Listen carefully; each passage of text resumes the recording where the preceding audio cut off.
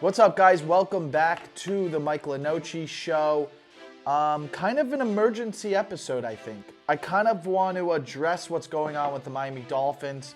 I didn't think I would do another Miami Dolphins episode until after the draft. I thought I was going to continue to do Miami Dolphins history, which I will continue. It's on my page. I did Miami Dolphins 1966 to 70, and then I did the 1970 season. And I'll continue to do that throughout the off season.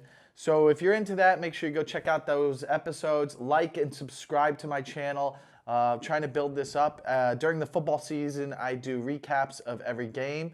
So if you are a diehard fan like myself, then you will enjoy this channel.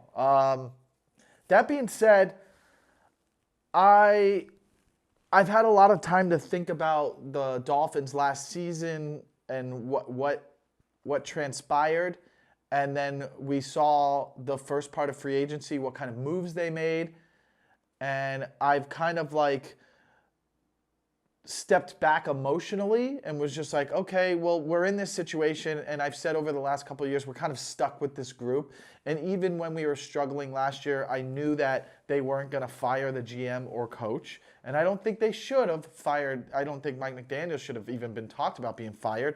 His first 2 seasons, he made the playoffs, and then this is his first down year in his 3rd season. He's earned the right to have at least 4 seasons as a head coach.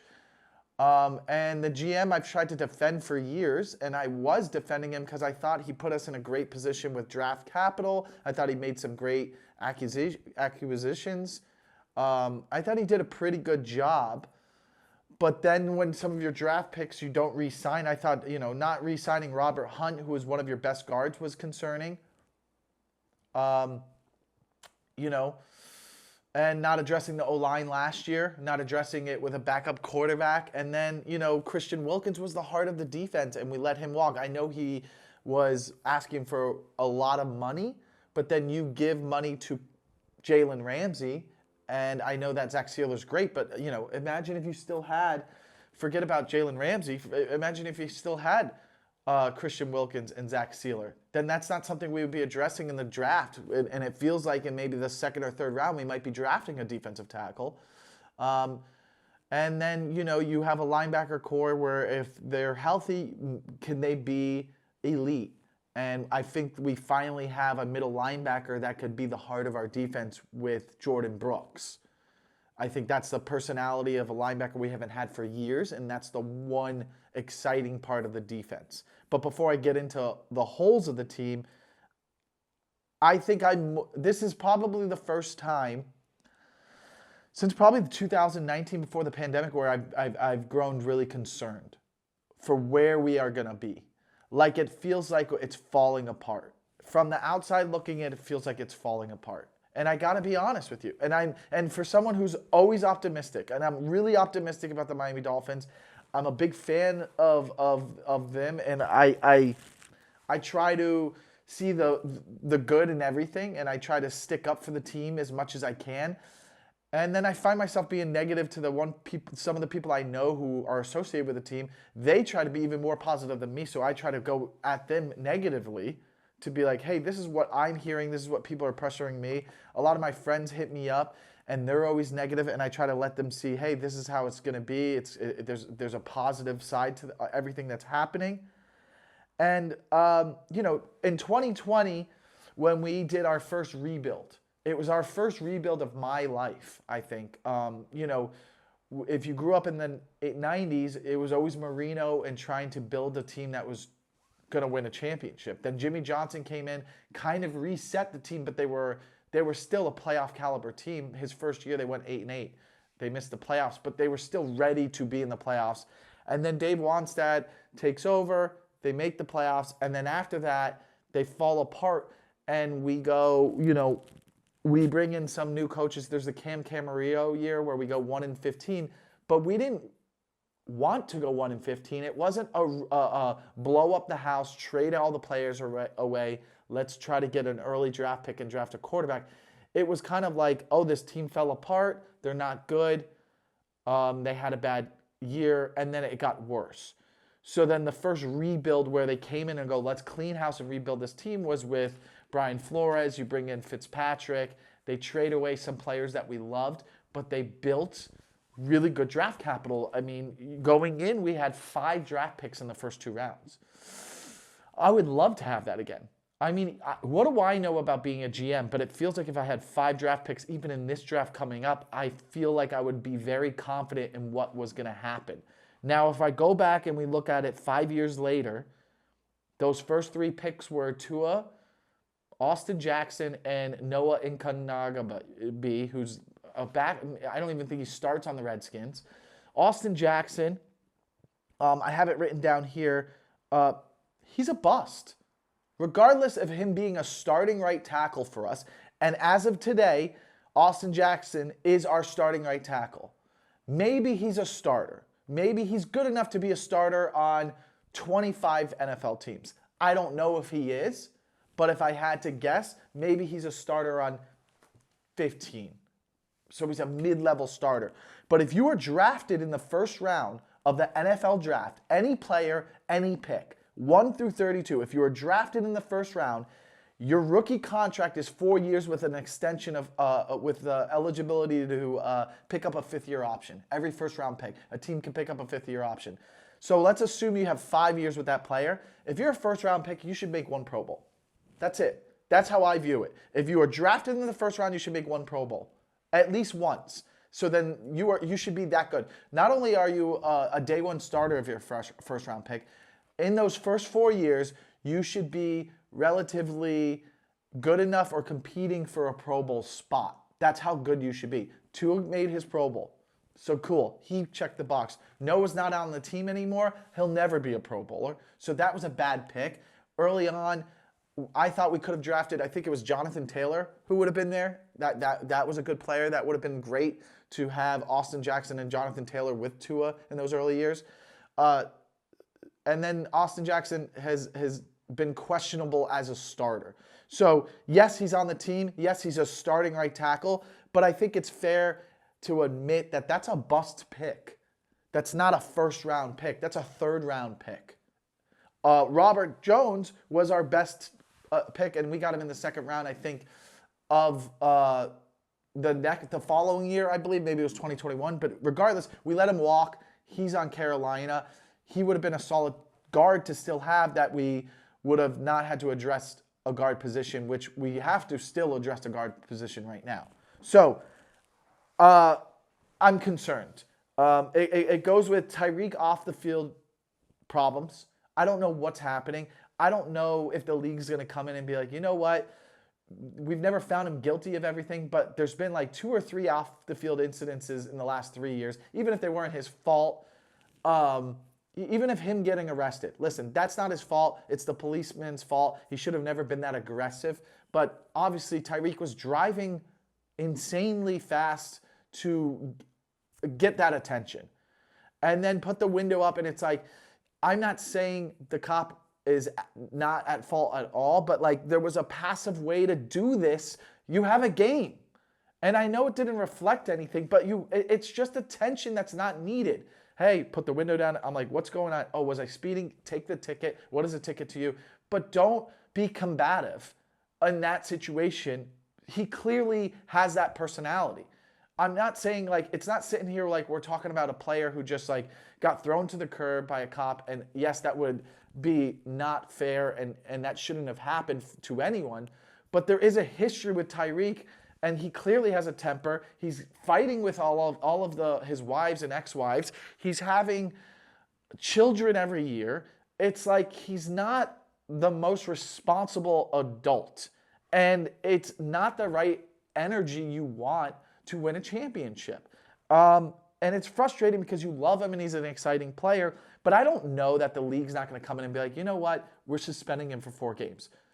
And would you be surprised if Tyreek got suspended for 4 games this year? Just because of the nonsense he's always putting out there. It's just like he doesn't have to be found guilty of anything. It's just the protocol with the NFL. It's like, hey, man, you're always in the news for some sort of domestic violence kind of bullshit. So that could come up, and that affects our team, okay? Then you have Jalen Ramsey, which I have no idea what's going on. but the media is laughing at us. Every sports show is laughing at us at how big of a mistake this is financially. And I know I'm one to say that money never really matters and they can move it around. But it kind of seems concerning the way Mike Florio talks about contracts the best. If there's anyone that can cover contracts and salary cap and the way things work, he is the best at it. And the way they talk about this Jalen Ramsey situation doesn't make you feel good. It doesn't seem like we would get some crazy draft pick for him either. I mean, if we get a second-round pick, is that great? But now it seems like our first overall pick at 13, they're going to draft a cornerback. And you guys might agree with that, but I still think we need to draft a tackle. That needs to be our first pick. We need to build from the inside out. You saw it with the Eagles. That's how they win a Super Bowl. It's always been the formula to having a very good team. And it just seems like there's a big mess, and it's not necessarily Mike McDaniel's fault. And even if this year goes really bad, I would like to give him another year, depending on how the team plays offensively, with another GM. That's if it goes really bad. But again, I haven't been this concerned since probably maybe like 2018, 19, when, Tannehill goes down and we bring in Jay Cutler. And then we have the rebuild years of the 2020 season. And looking back, 5 draft picks, how many of those 5 draft picks in the first 2 rounds are even on the team? 0, 1, 2. Tua and Austin Jackson. Noah's not on the team. Robert Hunt's not on the team. Javon Holland's not on the team. Some of these great players that they just didn't re-sign. And the only one we re-signed was overpaying for Tua, which I would have agreed that, hey, we don't pay him. You let him play out his 5th year, and right now, we would franchise tag him. You franchise tag Tua this year, he would be getting $45 million to play right now, which would be fair. And you're like, prove it to us. Prove it that you want a big contract. We'd be in a way better position to where if he doesn't prove it this year or he gets hurt again, I'm not locked into this guy. He gets hurt, we let him walk. Or, hey, man, we'll sign you, but for $25 million a year because it's concerning. Or you let him walk and you rebuild and then you draft a quarterback. Or you would know going into this draft with the 13th overall pick, maybe Sanders is there. Maybe Dart is there. And they're sitting there behind Tua for a year. I don't know. But it's not that difficult. Was there a lot of pressure on you last year that if we don't sign Tua, will his mentality and his confidence be low, that he's not going to be a good enough quarterback? I don't understand the logic behind it. It was everybody was like, oh, they're going to give Tua the money. They're going to give the Tua. Why? Why did we have to do that? Was he going to hold out? It doesn't look good, man, and I'm concerned. And I wouldn't be concerned if we looked like a team that was fighting. But like at the end of 2023, we kind of lost 2 of the last 3 games, and then we went into Kansas City, and we didn't even put up a fight. If you put up a fight, you'd be like, okay, I'm all in with this team. But they didn't put up a fight. And then you go into the offseason and they make some moves and they add a couple players that make you feel a little confident, that excite you. And then I bought in again last year. Last year I was excited. I was like, you never know. If Tua's healthy and we can win the division, we got to win the division to win a home game. And then we didn't. Last year was horrible. We easily could have went 6-11. We went 8-9. We should have went 6-11. There's 2. The Jaguars game and the Jets game are easy losses. And I know you could say that some of our losses could have been wins and then, it could go both ways. But you're looking at if the Jags don't fumble, that's a loss. And if Davante Adams doesn't go out of bounds with the Jets and they run the clock out and kick the field goal, we lose that Jets game. We lose to the Jets twice last year, and we go 6-11. That team was horrible last year. The offense was so frustrating to watch, and that was supposed to be the best part of us. Now, you saw some things with the defense that made you feel hopeful, but now you have no returning players as safeties because they underperformed. Then you bring in some safeties that didn't seem exciting. They seem like, I don't know how they're going to be. We're hoping. We don't have any cornerbacks. So right now, as of today, your starters would be Cam Smith, who we haven't seen anything out of, and Kader Kodu. And then Nick Needham, maybe? So clearly you're going to draft a cornerback. You're definitely going to draft a defensive tackle, and you're definitely going to draft a lineman. So those are three of your biggest concerns. What's the most valuable one? I would probably say the line because you lost Teron Armstead. So right now your best lineman is a guard you picked up from the Steelers. Like, I don't know. We don't know if these guys are that great. So we have a guard. We have our center returning. We have Austin Jackson as our right tackle, who we agree is not a first-round draft pick. So I guess we're going with him, who he's fine. Our center was good.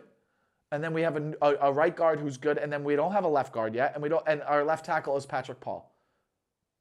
So is Patrick Paul going to be good? I don't know. He played a little bit. I can't analyze that, but he's taken over for Teron Armstead. Wouldn't it be great if he was just our right tackle and Austin Jackson was moved back to guard? So you had Austin Jackson at left guard, Patrick Paul at right tackle, your new guard, your new center, and then your first-round pick is the tackle out of Texas, Banks Jr. or something like that. I just feel like that would be the best situation to go with a tackle. Then, with your second pick, you go with a cornerback. I feel like there's probably way more cornerback. It's a deeper cornerback draft. I know it's a deep defensive tackle draft. That seems like a third-round pick for us. And then from there, there's still free agents out there that could be, maybe there's another lineman out there.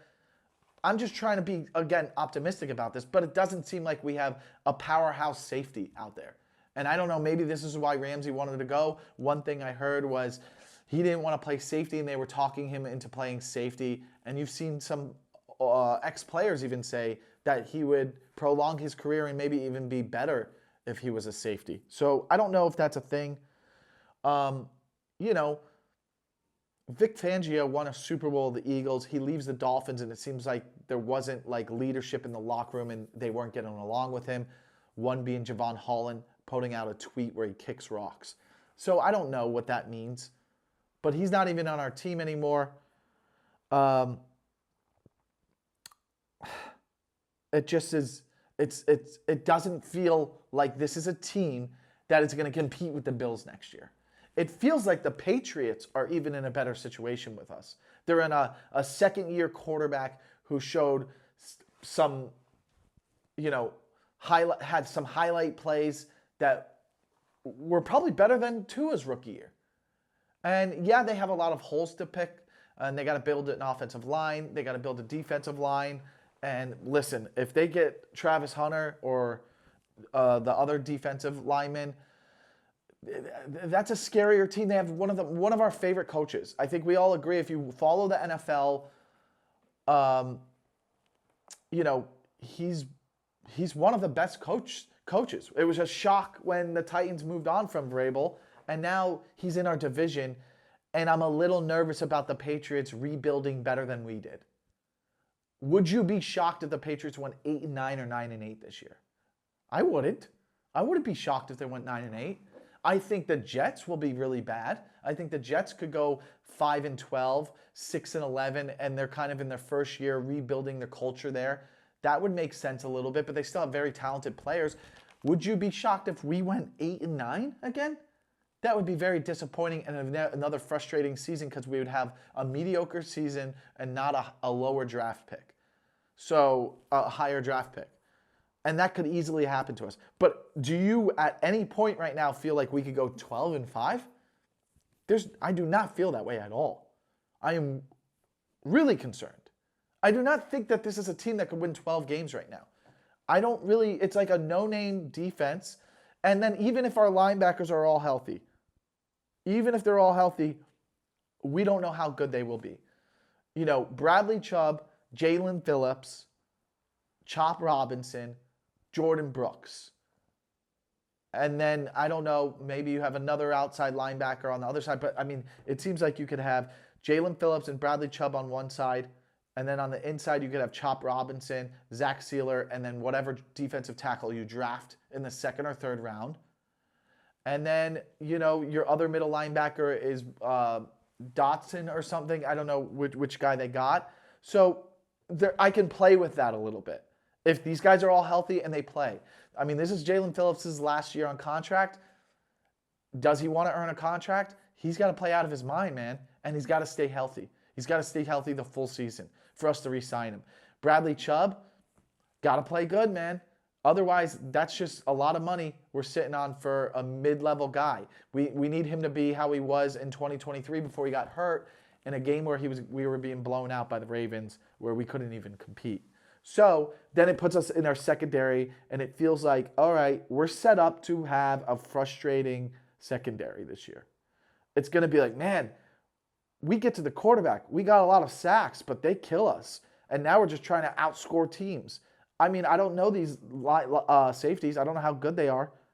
But, maybe after the draft, there's some moves they make to some like older free agents. There's still some free agents out there that are some veterans that could have some leaderships that are kind of looking for a second chance to win. And then we don't know what happens with Jalen Ramsey. Maybe there's a world where it gets fixed. I don't know. Maybe it's a Myles Garrett situation. You never know.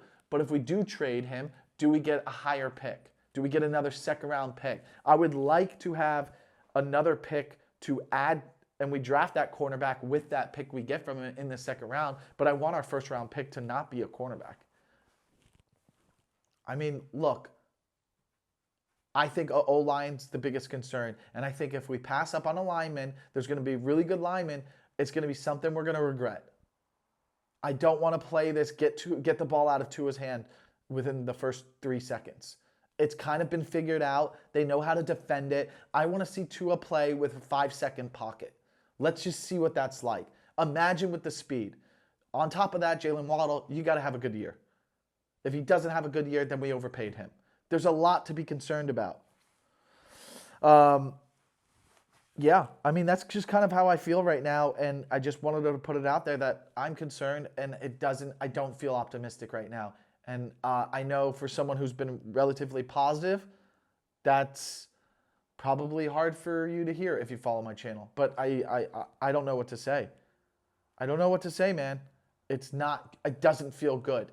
It's like all this news coming out about us. It kind of feels like, oh, Chris Gear's, is he panicking a little bit? And that's what you don't want, because I will say this. The Giants GM and coach, Dayball and their GM, they're on the hot seat. Everybody knows that. And I think that's a dangerous situation, because it's like, hey, if we don't, like the Giants know, if they don't win 8 games, they're both fired. So they have to go 8-9. Because if they go 8-9, then there's optimism to be like, hey, we turned it around and we competed. If you're 8-9, that means in December you have a chance to make the playoffs. You're sitting right there almost making a wild card, right? You're in it, just how the Dolphins were. We went 8-9, we win, and another team loses, we're in. So 8-9 is a relatively good enough record for them to save their job. But they're a little desperate, hence why let's bring in Jameis Winston. Let's bring in Russell Wilson. I still think that they could draft Sanders, because the only way I see them keeping their jobs is if they go 8-9 with Russell, and then they also say, hey, look, we have a quarterback for the future. And then the ownership is like, okay, I see what you're doing. Let's keep run it back.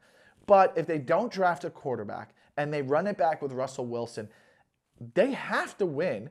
They're going to make some desperate moves in free agency. Maybe in the draft they trade back and try to get more draft picks, but they're in a desperate situation to save their jobs. That's a dangerous place for a GM to be. Chris Grier feels like he might have pressure on him. He's already had it from the media. The fan base is over it. And there's got to be people in Stephen Ross's ear saying, hey, man, this guy's been here for 7-8 years. He hasn't won a playoff game. He hasn't re-signed someone besides Tua, which is the one guy who didn't deserve to be re-signed. Robert Hunt did, or Christian Wilkins did. And now we're sitting here, and it feels like this could fall apart really quickly. It could fall apart so quick. I mean, listen, how bad would it be if Tua has a below-average year and stays healthy? Because the line's not good, and you're a 7-11 team, and you're stuck with Tua for 2 more years on that big contract, and you don't have a high draft pick because you won too many games because you're a mediocre team. It just feels like maybe he's in panic mode, and maybe that's what's happening with Jalen Ramsey. And would you be like, how pissed would you be if Jalen Ramsey gets traded for a 4th-round pick? You'd be like, what? Why did you pay him $40 million then? That's what you're paying for a 4th round pick? You better get a lot of picks. Maybe the only way to save this right now is if Chris Grier can flip Ramsey for a whole lot of draft picks from a team that's desperate, that's like, we need to win right now. And the only team I see that would be like that is the Giants. They're not going to trade that draft pick, but like maybe they'll trade their 2nd and 3rd round picks. And then they have Ramsey and Holland, and they're trying to win a lot of games this year. Someone who's desperate to win right now, or someone who thinks that they can compete right now, like Washington. Maybe they throw him over there for their 2nd round pick. I don't know. Give them to Washington, teams who are like right there, who think that, man, if we add this cornerback, it could be a difference maker. The Ravens, the Bengals. There's teams out there you can take advantage of. So that's the only way I think you could save this situation. But I just wanted to get that out there. I hope you guys are as nervous and pessimistic as I am, because I don't like what I'm hearing. I don't like what I'm seeing. And we'll know a lot in the next 2 weeks. The draft is 6 days away. So we'll see what happens. If I get to another history episode of the podcast, I will post it. Most likely, I will try to do it early next week. But, I definitely will put out a episode with the 1st round recap. So thanks for watching. Like and subscribe. I'll see you guys later. Have a good spring.